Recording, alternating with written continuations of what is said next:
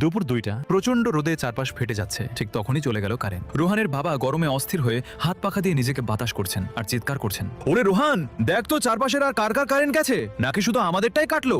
রোহান বাইরে গিয়ে 5 মিনিট পর ফিরে এসে বলল, বাবা আমাদের সারা এলাকায় কারেন্ট আছে, শুধু আমাদেরটাই নেই। বাবা তো রেগে আগুন। বলিস কি, আমাদেরটাই শুধু কাটলো কেন?